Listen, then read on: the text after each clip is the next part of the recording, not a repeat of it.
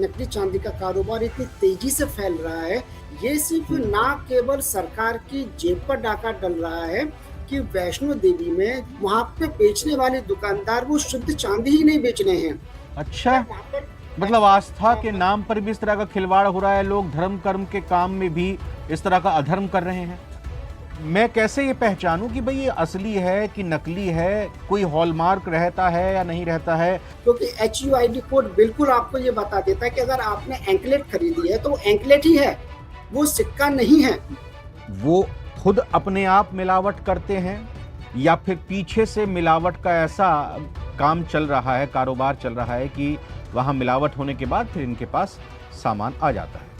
अगर आप चांदी के सिक्के, गहने या सिल्वर बार खरीदने की फिलहाल सोच रहे हैं तो यह खबर आपके लिए बेहद जरूरी है, क्योंकि भारत में नकली चांदी का कारोबार तेजी से बढ़ रहा है, खूब फल फूल रहा है।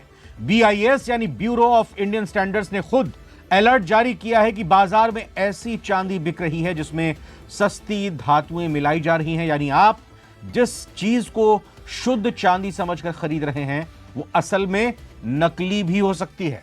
तो यह खबर आपके लिए एक बहुत बड़ी चेतावनी है। बाजार में इस समय एक तो चांदी की कीमतें आसमान छू रही हैं, हर रोज नए रिकॉर्ड बन रहे हैं दाम के, और इसी तेजी का फायदा उठाकर मिलावटखोरों ने बाजार में नकली चांदी की बाढ़ ला दी है। भारत में हर साल करीब 7,000 टन चांदी की खपत होती है, जिसमें से 50% से ज्यादा हिस्सा पूजा के बर्तनों, मूर्तियों और दियों में जाता है। लेकिन अब एक्सपर्ट्स ने जो खुलासा किया है वो होश उड़ाने वाला है, क्योंकि अब चांदी की जो शुद्धता होती है 999 प्योरिटी को गिराकर उसमें निकेल, कैडमियम और लेड जैसे खतरनाक और प्रतिबंधित तत्व मिलाए जा रहे हैं। ये धातुएं न सिर्फ आपकी जेब काट रही हैं बल्कि आपके स्वास्थ्य के लिए भी ये बेहद हानिकारक हैं। दरअसल पुरानी कतरनों और बिना रिफाइन की गई स्क्रैप सिल्वर के साथ जो स्क्रैप चांदी होती है उससे सीधे नए गहने, बर्तन और इनको सिक्कों में ढाला जा रहा है, शुद्धता का पैमाना दिखाने के लिए। ऊपर से थोड़ी सी बस असली चांदी चमका दी जाती है लगाकर, जबकि अंदर होता है तो सिर्फ कचरा, धातुएं। ताज्जुब की बात देखिए, जहां सोने की जांच के लिए देश में 1500 से ज्यादा हॉलमार्किंग सेंटर्स बने हैं, वहीं इतनी बड़ी चांदी की खपत देश में होती है, उसके लिए सिर्फ 286 एसेइंग और हॉलमार्किंग सेंटर्स ही देश में मौजूद हैं। इसी कमी का फायदा ये जालसाज उठा रहे हैं। तो आखिर कैसे हो रही है मिलावट, कौन कौन से प्रोडक्ट सबसे ज्यादा प्रभावित हैं और असली नकली चांदी की पहचान कैसे करें, वीडियो में हम आपको बताएंगे कि यह पूरा खेल क्या है और आप ठगी से कैसे बच सकते हैं। हमारे साथ एक्सपर्ट जुड़ चुके हैं, राजेश भारती जी। बहुत बहुत स्वागत है राजेश भारती जी आपका। आप navbharattimes.com NBT online business desk में कमोडिटी मार्केट से रिलेटेड सारी चीजों को देखते हैं, समझते हैं, और चांदी और सोने के कारोबार पर लगातार पैनी और बारीक नजर रहती है। राजेश जी, भाई पैसे भी जेब से जाए, असली माल नहीं मिल रहा। ये समय बहुत देखा जा रहा है और इस समय तो इसका कारोबार, चांदी, नकली चांदी का कारोबार इतनी तेजी से फैल रहा है कि इसे रोक पाना भी मुश्किल हो रहा है। ये सिर्फ ना केवल सरकार की जेब पर डाका डल रहा है, बल्कि लोगों को हेल्थ से संबंधित समस्याएं भी सामने आ सकती हैं इससे जुड़ी हुई। क्योंकि चांदी में सबसे बड़ी जो मात्रा देखी जा रही है वो लोहा और कैडमियम है। कैडमियम जिससे कि कैंसर जैसी बीमारियां हो सकती हैं। और हाल में एक रिपोर्ट भी सामने आई थी, काफी उसकी चर्चा हुई थी कि वैष्णो देवी में जो लोग वहां से सोने से जुड़ी, सॉरी, चांदी से जुड़ी हुई जो चीजें लेकर आते हैं या वहां पर जो दान दी जाती हैं, वहां पे बेचने वाले दुकानदार वो शुद्ध चांदी ही नहीं बेच रहे हैं। अच्छा, वहां पर डिवोटी एक चांदी का सिक्का लेकर आ रहा है वैष्णो देवी से जुड़ी यात्रा की यादगार के तौर पर, तो उसमें से मिलावट देखने को मिल रही है। और इसके अलावा जो लोग वहां पर चढ़ावा चढ़ा रहे हैं उसमें भी मिलावट आई है।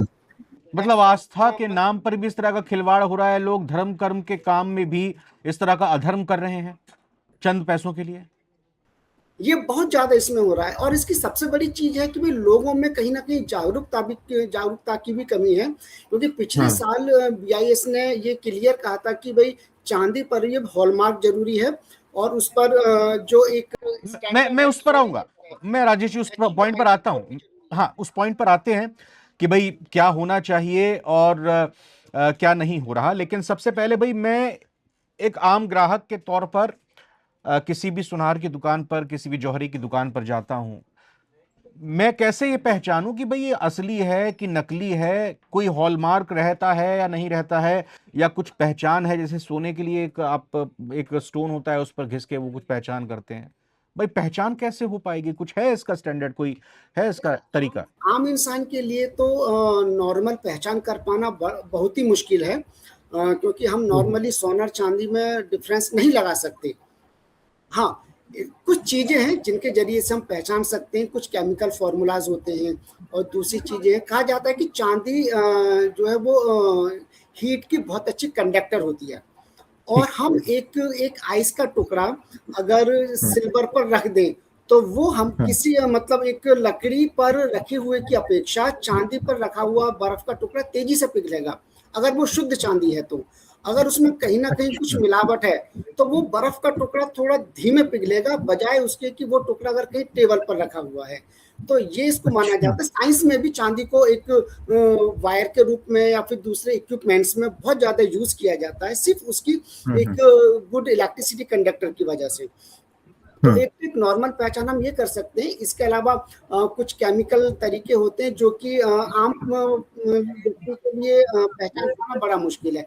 अगर आप शुद्ध चांदी खरीदना चाह रहे हो तो इसका सबसे अच्छा तरीका ये है कि आप अच्छे ब्रांड से चांदी खरीदें, उस पर हॉलमार्क देखें, उस पर जो HUID कोड होता है उसे चेक करें, और BIS की केयर ऐप, आप उस केयर ऐप पर जो HUID कोड होता है आप उस पर एंटर करें और देखें कि जो ज्वेलर ने आपको जो ज्वेलरी दी है या जो कॉइन दिया क्या वो वही है ही नहीं, क्योंकि HUID कोड बिल्कुल आपको ये बता देता है कि अगर आपने एंकलेट खरीदी है तो वो एंकलेट ही है, वो सिक्का नहीं है। उस पर क्लियर है कि एंकलेट है, और उस पर कोई भी दुकानदार, कोई भी बड़ा ब्रांड इस पर घालमेल नहीं कर सकता, और कई बार बड़े ब्रांड की क्रेडिबिलिटी भी इसमें कहीं ना कहीं जुड़ी होती है। ये क्या बताया आपने, कौन सा कोड बताया राजेश जी? तो HUID कोड, जिसमें अल्फान्यूमेरिक्स होते हैं इसमें, और BIS केयर ऐप है जो कि एंड्रॉयड और iOS दोनों पर वो अवेलेबल है, उससे डाउनलोड करके उसमें फिल करके सारी जानकारी आ जाती है। तो ये सिक्के में या बार्स जो होती हैं, या बिस्किट अगर चांदी के हैं, या अगर चांदी से बनी हुई पाजेब है, चुटकी है, या चांदी के कुछ और भी गहने हैं, उन सब पर ये HUID कोड होता है? ये बिल्कुल है, बिल्कुल है। पिछली साल ही सितंबर में इसे लाया गया था चांदी के लिए, और दिसंबर से मैंडेटरी कर दिया था सभी को कि भाई जो भी ज्वेलर्स हैं वो उन्हें BIS हॉलमार्क HUID कोड लगाकर ही चीजें बेचनी है। और इसका रीजन सिर्फ ये था कि भाई मार्केट में नकली चीजें ना जा पाए सोने चांदी की। थोड़ा बताइए इसमें डिटेल में। दो चीजें आपने कही, एक हो गया HUID कोड, एक हो गई BIS का हॉलमार्क। इन दोनों में फर्क क्या है? क्या चांदी के सभी सामानों जो बिकने वाले हैं, जो दुकान में, बाजार में, दोनों ही चीज मैंडेटरी है, या किसी एक से भी काम चल जाएगा? जरा इन को डिटेल में बताइए जी। ये सबसे पहले तो कि BIS हॉलमार्क एक ट्राइंगल टाइप का एक हॉलमार्क होता है जो कि BIS की तरफ से ही आता है ये, और जो कि इसमें प्योरिटी लिखी होती है। जैसे कि इसमें BIS आपका 925 हो गया ना, 800 हो गया, 825 है, 999 है। तो जो उसमें लास्ट नंबर जो होता है इसका, तो लास्ट नंबर से पहले एक पॉइंट लगा दीजिए, ऐसे समझिए इसे। जैसे कि 925 है तो 925 के लास्ट डिजिट ऑफ 5 से पहले पॉइंट लगा दीजिए, तो ये हो गया 92.5 हो गया। ऐसे ही 999 है तो ना उस लास्ट वाले 9 से पहले पॉइंट लगा दिए तो 99.9 हो गया। तो इसका मतलब ये हो गया कि हमारे पास जो चांदी की जो कोई ज्वेलरी है या कोई भी बार है या कुछ भी है, उसमें उतने % ओरिजिनल चांदी है। जैसे कि 9 to 5 है, BIS हॉलमार्क पे 9 to 5 लिखा हुआ है हॉलमार्क के साथ, तो उसका मतलब हो गया कि उस प्रोडक्ट में 92.5% चांदी है, क्योंकि और 999 है तो उसमें 99.9% चांदी है। ये बिल्कुल ओरिजिनलिटी इसकी होती है, प्योरिटी है। और अगर ये BIS हॉलमार्क नहीं है, ये प्योरिटी का हो गया कि भाई हाँ ये हमारी BIS का हो गया ये। अच्छा, प्योर जी। अब आते HUID कोड पर। BIS हॉलमार्क हमारी प्योरिटी पर आ गया। HUID कोड आता है हमारा कि जो हम चीज खरीद रहे हैं क्या ये वही है। ऐसा तो नहीं कि दुकानदार हमें सिक्के के नाम पर गिलास पकड़ा रहा है या रिंग के नाम पर कुछ और पकड़ा रहा है। ये सारी डिटेल्स हमारी HUID कोड हम जैसे एंटर करेंगे BIS केयर ऐप में, सारी चीजें आ जाएंगी। अच्छा, जैसे मैंने अभी अपने इंट्रोडक्शन में भी बताया कि सोने को लेकर जहाँ पर हॉलमार्किंग के कई सारे सेंटर्स मौजूद है, वहीं चांदी को लेकर इसकी कमी है। थोड़ा इसके भी फैक्ट्स एंड फिगर्स के बारे में समझाइए, और बीआईएस का सिर्फ ये कह भर देना कि भाई आप नक्कालों से सावधान रहिए, नकली चांदी से बचिए, आप उपाय कुछ क्यों नहीं कर रहे, या ये आपके दायरे में नहीं आता है? भाई आप सावधान, आप ठीक है, ग्राहक भी सजग होना पड़ेगा, ठगी से बचने के लिए उसको होशियार रहना पड़ेगा, चौकन्ना रहना पड़ेगा, हमारी और आपकी वीडियो को देखना पड़ेगा, लेकिन बीआईएस जिसको सरकार ने बनाया है उसका भी तो ये फर्ज बनता है कि इसको रोके, इस पर लगाम लगाए, दंड दे जो इस तरह का काम कर रहे हैं लोग। जी। ये बिल्कुल इस तरीके से है जैसे कि थोड़ा सा मैं सब्जेक्ट से अलग जाऊंगा इसे थोड़ा सा एक्सप्लेन करने के लिए। जैसे कि फसाई का लाइसेंस मिलता है फूड आइटम्स के लिए, और ये मैंडेटरी है कि भाई अगर आप किसी भी फूड की क्वालिटी चेंज उसकी प्रॉपर्टी चेंज कर रहे हैं तो आपको फसाई लाइसेंस लेना है। जैसे कि किसान ने खेत में गेहूं उगाया और गेहूं एज इट इज उगा और एज इट इज उसने बेच दिया बाजार में, तो उसके लिए फसाई लाइसेंस की जरूरत नहीं है। लेकिन अगर गेहूं को पिसवा कर आटे के फॉर्म में चेंज, यानी कि उसकी फॉर्म चेंज हो गई, अब आपको फसाई लाइसेंस लेना है। जो भी आटा ब्रांड है उनके लिए मैंडेटरी है। अब कितने सारे क्लाउड किचन आज के टाइम पर खुले हुए हैं, है ना, इतने सारे फूड डिलीवरी एप्स आ चुके हैं। देखा जाए तो सबके लिए फसाई लाइसेंस मैंडेटरी है। ठीक है, आप ऑनलाइन फूड बेच रहे हैं तो वो हो गया, लेकिन जो ऑफलाइन बेच रहे हैं कितने लोगों के पास फसाई लाइसेंस है? हम देखते हैं फेस्टिवल के टाइम पर कितनी नकली मिठाई पकड़ी जाती है। वही चीज इस हॉलमार्क के साथ में है कि ठीक है गवर्नमेंट ने कह दिया, लेकिन जगह जगह जाना चेक करना ये मतलब थोड़ा सा एक मुश्किल भरा काम हो सकता है। इसके लिए ये कि भाई कुछ कड़े नियम बिल्कुल गवर्नमेंट को उठाने चाहिए कि भाई रेगुलर चेकिंग हो। जो भी ज्वेलर्स हैं उनको मतलब एक बिना रजिस्ट्रेशन के कोई भी ज्वेलर अपनी शॉप ना खोले। आजकल हम देखते हैं कि टियर 3 सिटीज या कस्बा सिटीज या गांव में कोई भी व्यक्ति अपनी ज्वेलरी की शॉप खोल के बैठ जाता है, और वहाँ पे नहीं तो वो हॉलमार्क ज्वेलरी होती है ना कुछ होता है। तो बिना किसी लाइसेंस के शॉप खोल के बैठ जाना और चीजों को इस तरीके से बेचना, ये कहीं ना कहीं ग्राहक के साथ धोखा हो सकता है। और ये चीजें एक जो कुछ दुकानदार होते हैं, मैं सबका नहीं कह रहा, काफी दुकानदार बहुत अच्छी चीजें बेचते हैं, लेकिन कुछ दुकानदार ऐसे होते हैं जो किस तरीके की चीजें थोड़ी घपलेबाजी चीजें करते हैं। तो उनको रोकने के लिए यही एक अवेयरनेस, सबसे बड़ी चीज कस्टमर के लिए अवेयरनेस है की बात कि भाई अगर हॉलमार्क नहीं है, HUID कोड नहीं है, भाई हम आपसे नहीं खरीदेंगे। जब कस्टमर ही खरीदना बंद कर देगा तो कहीं ना कहीं दुकानदार के ऊपर भी प्रेशर आएगा कि नहीं भाई अब तो हमें ये चीजें रखनी ही पड़ेंगी। मैं ये सवाल करने जा रहा था आपसे कि भाई मैं किसी शॉप पर गया, मुझे पता है कि बीआईएस और HUID कोड उस पर चेक कर लिया, मुझे अगर कहीं गलती और गड़बड़ी लगी, मैंने कहा कि भाई इसमें तो आपने मैच नहीं कर रहा, या कोई और उसमें स्टैंडर्ड की अगर शुद्धता की मैं अगर गड़बड़ी पाई, तो बस मैं इतना भर कह के उस दुकान से चला जाऊं, या मेरे पास कोई ऐसा प्लेटफॉर्म नहीं है कि मैं शिकायत कर सकूं ऐसे लोगों की? नहीं, आप BIS की उसी पर जाकर वहां पे आप शिकायत भी कर सकते हैं, और आप चूंकि आपको बिल मिलेगा उस चीज का। नहीं, अगर मैं नहीं खरीद, भाई मैंने खरीदने से पहले ही उसको पकड़ लिया, एक चलिए ये बात तो होगी कि अगर खरीदने के बाद मुझे पता चला कि मैं धोखा हो गया मेरे साथ, वो तो फिर हो गया कि खरीदने के बाद मैं फिर कंप्लेंट करूं, लेकिन खरीदने से पहले ही अगर मैंने उसकी चोरी पकड़ ली तो फिर मेरे पास कुछ है रास्ता कि भाई मैं एक बार शिकायत कर दूं कि आइए भी जांच कर लीजिए साहब की? हाँ, आप इसका कोई एक वीडियो खरीदते समय एक वीडियो बना सकते हैं, चीजों को देख सकते हैं। चूंकि होता क्या है ना कि हम जब कोई भी एक्शन लेते हैं तो वहां पर प्रूफ की जरूरत पड़ती है, चाहे हम कोई पुलिस कंप्लेंट कराने जाए कहीं भी वो चीजें होंगी। हाँ, आप उस दुकानदार से मौखिक शिकायत कर सकते हैं कि भाई आप देखो इस तरीके की चीजें बेच रहे हो, ये बिल्कुल नहीं चलेगा ऐसा, है ना। जब गवर्नमेंट ने एक नियम बनाई है तो आप उसके अकॉर्डिंग बेचिए, और ना माने तो फिर आप पुलिस में नॉर्मली उसकी शिकायत दर्ज करा सकते हैं कि भाई ये दुकानदार इस तरीके की चीजें बेच रहा है जो गलत है, और BIS में भी उस दुकानदार के खिलाफ शिकायत दर्ज कराई जा सकती है कि बिना हॉलमार्क की ज्वेलरी बेच रहे हैं। अब आते हैं, ये फल फूल क्यों रहा है, ये गोरख धंधा ये कैसे पनप रहा है? क्या जो फर्जीवाड़ा कर रहे हैं कुछ लोग इस कारोबार से जुड़े हुए, वो खुद अपने आप मिलावट करते हैं, या फिर पीछे से मिलावट का ऐसा काम चल रहा है, कारोबार चल रहा है कि वहां मिलावट होने के बाद फिर इनके पास सामान आ जाता है? देखिए, जितने भी दुकानदार हैं, चाहे वो किसी धार्मिक स्थल पर हो या फिर लोकल मार्केट में हो या कहीं पर भी हो, 99.99% दुकानदार चीजों को खरीदते हैं और फिर बेचते हैं, वो बनाते नहीं है। तो ये घोरक धंधा पीछे की तरफ से चल रहा है, जहाँ पर मैन्युफैक्चरिंग प्लांट लगे हुए हैं, जो कि जो कंपनियां इन चीजों को बना रही हैं। और जो उसका मिलावट का भी एक रीजन है।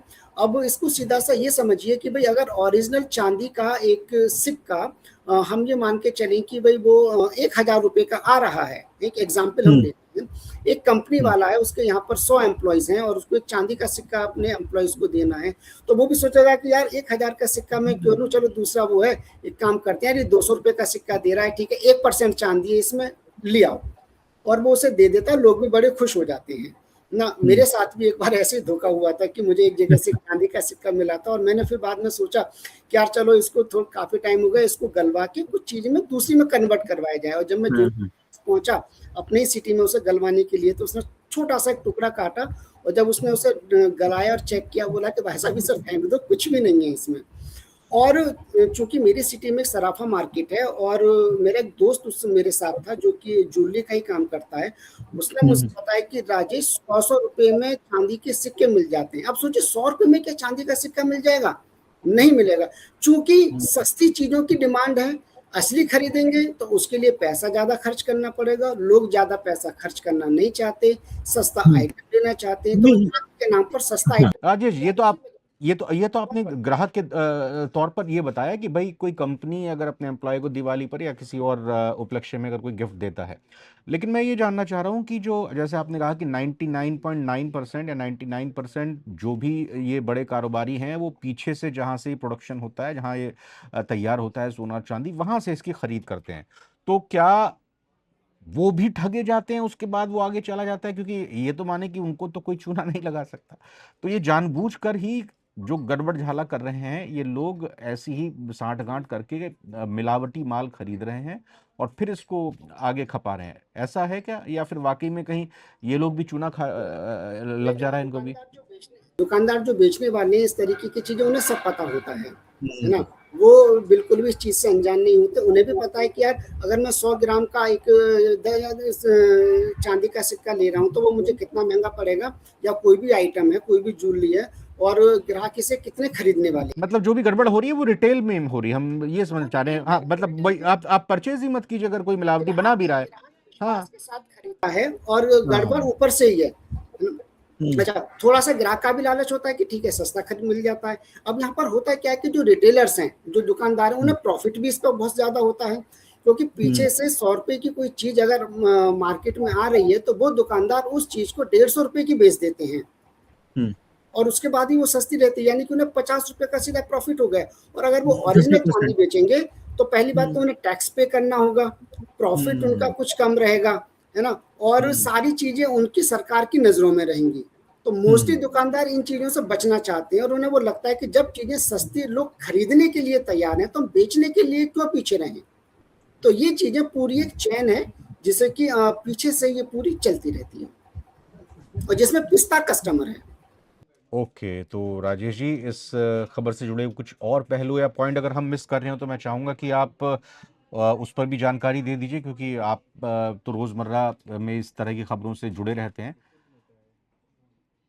नहीं, मैं तो ये कहूँगा कि अगर आप चांदी हो या कोई भी ज्वेलरी, सोना चांदी कुछ भी आप खरीदने जा रहे हैं, तो सबसे पहले तो ये कि भाई जो बड़ी कंपनीज के स्टोर हैं, बहुत सारे हैं, आप उनसे खरीदें, है ना, क्योंकि उनके पास उसे बेचने का लाइसेंस होता है और उनके पास वो सारी चीज़ें होती हैं जो गवर्नमेंट की तरफ से मैंडेटरी हैं।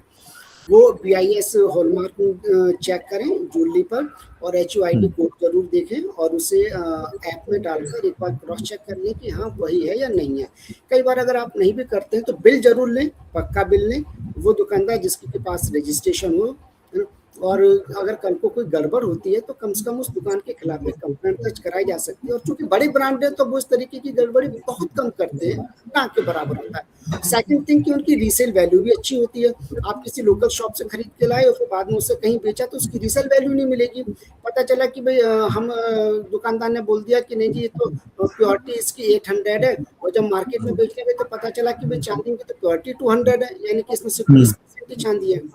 ऐसे गोल्ड के साथ तो होता है कि काफ़ी दुकानदार 18 कैरेट का बेच के 16 कैरेट का दे देते हैं। तो पता भी नहीं होता है। और जब उसे आज के टाइम पे जैसे गोल्ड लोन बहुत ज़्यादा हो रहा है, तो बहुत सारी जो गोल्ड लोन कंपनी है, वो 18 कैरेट से नीचे के गोल्ड को वो मॉर्गेज ही नहीं करती हैं। 16 कैरेट का गोल्ड वो रखती नहीं है अपने पास। तो कस्टमर तो पैसा पूरा दे के गया, लेकिन उसे जब वो उसकी रीसेल वैल्यू या उसे मॉर्गेज करने गए तो उसके साथ धोखा हो गया। वही चीज़ चांदी के साथ। तो बस यही है, हमेशा एक अच्छी ब्रांड से चीज़ें खरीदें, पक्के बिल के साथ खरीदें, BIS का लोगो जरूर देखें, HUID कोड जरूर देखें उस पर, और ये सारी चीज़ों का ध्यान रखें। बहुत बहुत शुक्रिया राजेश जी। और हम अपनी इस वीडियो को, इसने अपने काम को कामयाब मानेंगे कि अगर एक भी ग्राहक जागरूक हो जाएं और इस तरह की अपने खिलाफ होने वाली किसी भी धोखाधड़ी से अगर वो बचते हैं, तो हम अपने इस काम को पूरा मानेंगे। और इसीलिए हम आपसे भी आग्रह करते हैं, रिक्वेस्ट करते हैं कि भाई ये सोशल कॉज के लिए है, एक आम लोगों के कॉज के लिए हमने वीडियो बनाई है, ताकि आप जागरूक हो सकें, काम की जानकारी, बात आप तक पहुंच सके। तो प्लीज़ इसको शेयर कीजिएगा, और कहीं हमारी कमी पेशी रही होगी तो आप उस पर कमेंट करेंगे, तो हम अगली बार और बेहतर तरीके से आपके सामने जानकारी लेकर हाजिर होंगे। फिलहाल राजेश जी, बहुत बहुत धन्यवाद आपका, बहुत बहुत धन्यवाद आपका। और आप बहुत बहुत इजाज़त दीजिए। नमस्कार।